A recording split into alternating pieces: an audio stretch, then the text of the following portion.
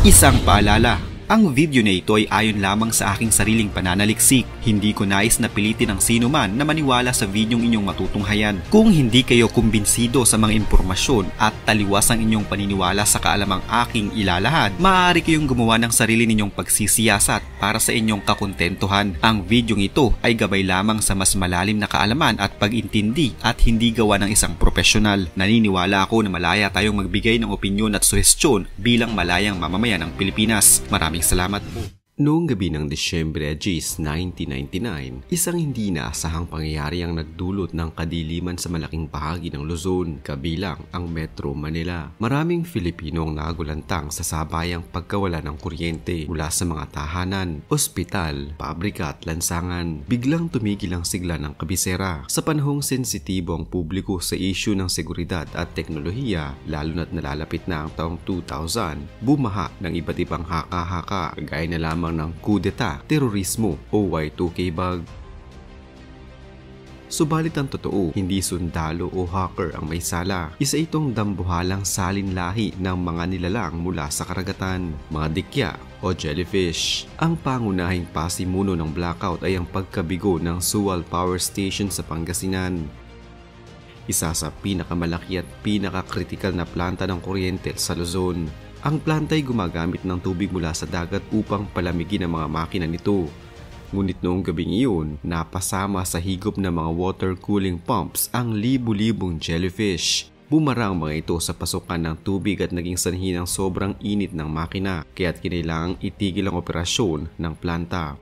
Ang resulta ng pag-shutdown ng Sual Power Station ay sunod-sunod na pagkawala ng kuryente sa grid ng Luzon. Ang National Power Corporation o NAPOCOR noon ang nangangasiwa sa pambansang power grid. Dahil sa pagkawala ng supply mula sa Sual, bumagsak ang balanse ng kuryente sa kabuuan ng Luzon grid, dahilan upang magpatupad ng rolling brownouts at blackouts sa iba't ibang bahagi ng rehiyon. Noong dekada 90, isa sa pangunahing pinagkukunan ng kuryente sa Luzon ay ang Sual Coal-Fired Power Plant sa Pangasinan. Itinayo ito bilang bahagi ng mga reforma upang masolusyonan ang krisis sa enerhiya noong panahon ni Pangulong Cory Aquino.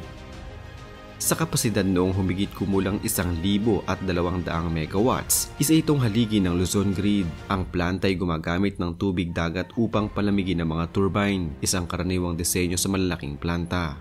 Ngunit sa likod ng kahusayan nito, mayroong isang kahinaan, ang posibilidad ng biological obstruction mula sa dagat.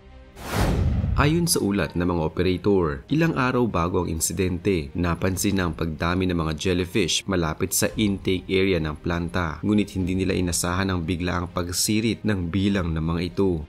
Sa loob lamang ng ilang oras, napuno ng jellyfish ang mga water intake tunnel, bumara mga screen at filter, at naging dahilan ng overheating ng mga makina.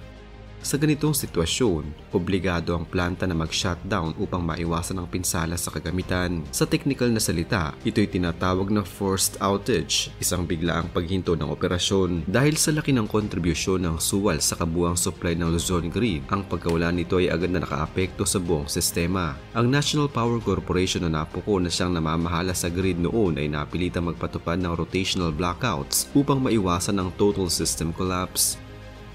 Mula sa hilagang Luzon hanggang timog Katagalugan, naramdaman ang epekto ng pagkawala ng supply. Sa Metro Manila, itinuturing na sentro ng ekonomiya, ang epekto nito ay naging dramatiko. Natigil ang mga biyahe ng tren, nagsara ang ilang ospital na operating rooms, at nabulabog ang mga call centers at BPO operations na noon ay nagsisimula pa lamang. Dahil sa laki ng kontribusyon ng Sual sa kabuuang supply ng Luzon Grid, ang pagkawala nito ay agad na nakaapekto sa buong sistema. Sa panahong hindi pa laganap ang social media, kumalat ang balita sa pamamagitan ng radyo at salita sa salita. Ang iba ay kinabahan na baka may nagaganap na nakudeta laban kay Pangulong Joseph Estrada noon, lalo na't may mga tensyon na noon sa pagitan ng militar at ng Malacanang. Ang iba naman ay kinilabutan sa ideya ng Y2K bug, ang kilalang issue sa mga lumang computer systems na inaasahang maaaring magdulot ng malawakang aberya pagsapit ng taong 2000. Ang sabayang pagkawala ng kuryente ay tila kumpirmasyon dahil sa klima ng kawalang tiwala noon sa gobyerno. Maraming taong nag-akala na may destabilization plot laban sa administrasyon ni Pangulong Joseph Estrada. Ang mga chismis ay lalong lumaganap sa kawalan ng agarang paliwanag mula sa mga otoridad. Kinabukasan lamang naging malinaw na Dikya pala ang tunay na salarin. Dahil dito, nagkaroon ng mga panawagan para sa mas matatag na disenyong teknikal at mas mahusay na crisis communication sa mga pampublikong ahensya. Ang blackout ay naging leksyon hindi lang sa pamahalaan kundi pati sa pribadong sektor at sa mamamayan na ang mga panganib sa dating modernong sistema ay maaaring magmula sa mga likas at hindi inaasahang pinagmumulan. Ayon sa opisyal na ulat matapos ang investigasyon, tinatayang umabot sa halos 50 truckload ng Dikya ang nahakot mula sa water intake area ng planta. Sa laki ng volume ng mga ito, parang isang jellyfish invasion ang naganap. Ang ganitong uri ng pangyayari ay bihira ngunit posible, lalo na sa panahon ng taglamig sa ibang bansa, kung kailan mas malapit sa dalampasigan ng mga Dikya dahil sa pagbabago ng temperatura ng tubig. Marami sa publiko ang hindi makapaniwala na ang kuryente ng isang buong rehiyon ay pwedeng maputol dahil lamang sa mga nilalang dagat. Ngunit ayon sa mga eksperto, ang mga power plant na gumagamit ng tubig dagat ay talagang vulnerable sa mga biological intrusions gaya ng mga Dikya, seaweeds o isda. Sa kaso ng suwal, tila naging perpekto ang kondisyon para sa mass migration ng jellyfish na tinatawag ding bloom. Ang insidente hindi lang naging usapin ng teknikal na pagkukulang kundi nagbukas din ng mga tanong tungkol sa kahandaan ng bansa sa mga tinatawag na biological hazards sa critical na infrastructure. Bagamat likas na kalikasan ang pinagmulan ng insidente, lumitaw din ang kakulangan sa mga preventive measures gaya ng masusing filtration system o early detection protocol sa water intake system ng planta. Matapos ang insidente, nagsagawa ng pagsusuri ang Department of Energy at iba pang mga ahensya upang tiyaking hindi na mauulit ang parehong problema. Naglagay ng mas matibay na screening system sa water intake ng Suwal Power Plant. Kasabay nito, isinulong ang mas mataas na investment sa early warning systems at environmental monitoring upang agad matukoy kung may banta ng pagtagsa ng Dikya o iba pang nilalang ng dagat. Ang pangyayaring ito hindi lamang issue ng technical na pagkukulang kundi isang paalala sa marupok na ugnayan ng tao at kalikasan. Sa ating kagustuhang umasa sa makabagong teknolohiya, madalas nating nakakalimutang may mga puwersa sa paligid natin na hindi natin lubusang kontrolado. Sa mga sandaling iyon, ipinakita ng mga Dikya, mga tila walang muwang na nilalang sa ilalim ng dagat na kaya nilang gulantangin ang isang buong bansa.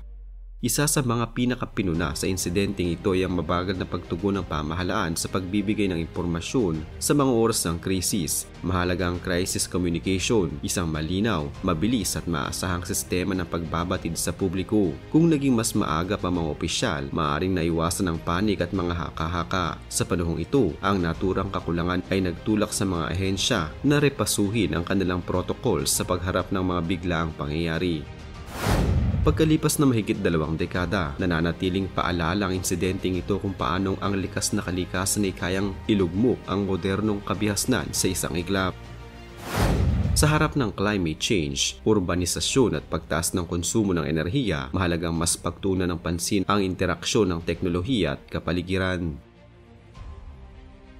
Ang gabi ng Disyembre 10, 1999 ay hindi lamang isang simpleng power interruption. Isa itong pambihirang sandali sa kasaysayan kung saan ang sangkaterbang Dikya ay naging simbolo ng kahinaan ng mga sistemang inaakala nating matibay at moderno. Mula sa dagat, gumapang ang panganib, tahimik, walang armas, ngunit may kakayahang pasukin ang buong Luzon sa kadiliman. Isang paalala sa lahat na ang pagharap sa hinaharap, kailangang hindi lamang teknolohiyang palakasin kundi ang ating pagkaunawa at respeto sa likas na mundo.